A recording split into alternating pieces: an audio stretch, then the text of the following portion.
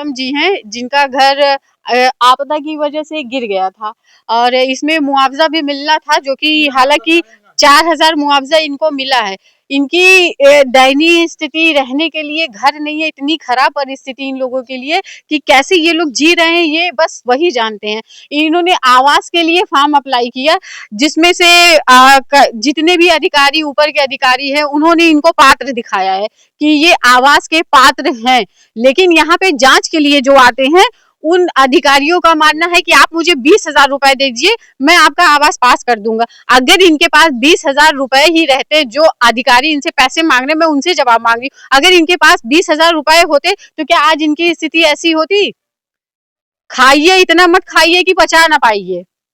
जो जिनका ये मामला है, जो घर है इनका, आइए उनसे बात करते हैं और पूछते हैं कि कैसे वो रहते हैं, या अभी तक वो कहाँ कहाँ गए हैं, कितने अधिकारियों से बात किए, उन्हें कहाँ तक मदद मिली है। हाँ तो भैया अपना नाम बताइए। राजकुमार मेरा गौतम नाम है। तो ये कौन सा गांव है आपका? हौज उचवा पर। तो ये आपका जो ये घर गिरा भैया, ये कब का गिरा है? ये सर ये बरसात में 2023 में गिरा था। मुझे सेक्रेटरी साहब ने आए थे, उन्होंने अपनी रिपोर्ट में दिखाया है। मतलब 2023 से आप वहाँ रह रहे हैं? करकट का हुआ है, वो भी चूरा है, भरा है। मेरा खाना यहाँ बनता है, मैं यहीं रहता हूँ, सुबह शाम यहीं रहता हूँ और रात में सोने के टाइम सब वहाँ से जाता हूँ और मेरा यही है। अच्छा, तो अभी तक आपने ये जो आवास के लिए अप्लाई किया था, वो कब अप्लाई किया था और अभी तक ये क्या प्रोसेस उसका हुआ? सर मैं 10 साल से दौड़ रहा हूँ, जो घर बचा था तब से दौड़ रहा हूँ और गिर गया फिर भी दौड़ रहा हूँ। लेकिन मुझे ये अधिकारी आते हैं, फोटो खींचते मेरे घर का, रिपोर्ट में भेजते, मेरे भाई का रिपोर्ट भेजते हैं। अच्छा, मतलब फोटो आपका खींच लेते हैं संतुष्टि के लिए। हाँ, और रिपोर्ट लगा देते हैं आपके भाई की रिपोर्ट लगा, पक्का घर उनका आवास है, वही दिखाते हैं कि इनके पास ये आवास है। ये पात्र नहीं है। पात्र कौन जांच के लिए आता है? नाम क्या है? रामजीत सिंह। अच्छा। और सिरकोनी ब्लॉक के आईडीओ पंचायत हैं।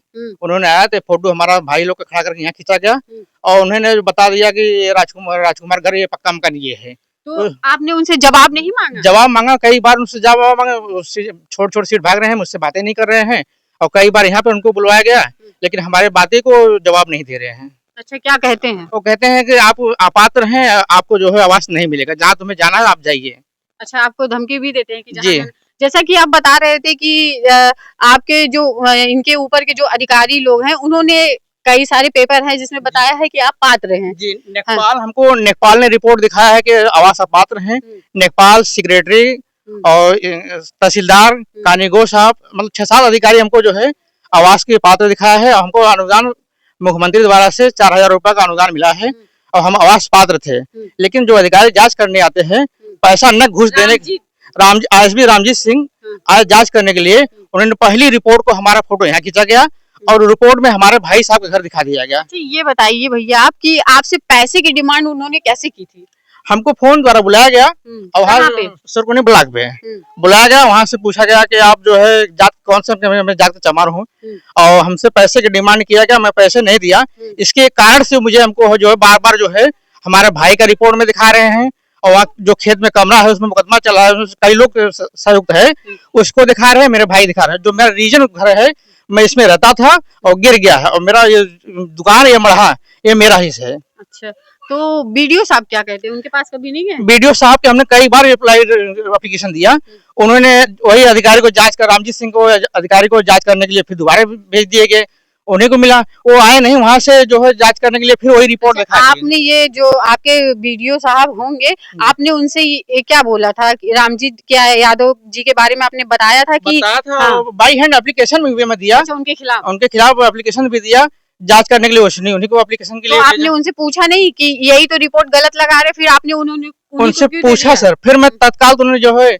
विकास खंड वहाँ पे दिया सीडीओ साहब को, वहाँ से फिर विकास खंड अधिकारी जांच करने के लिए आए, उन्होंने भी फोटो ये घर का खींचा और रिपोर्ट में दिखा दिया, खेत में जो कमरा है उसका फोटो दिखा रहे हैं। अच्छा, वहाँ से भी जो अधिकारी जांच के लिए आए थे विकास खंड से, उन्होंने भी दूसरा रिपोर्ट में भेज दिया, घर की इनके पास पक्का मकान है, ये आवास पात्र है।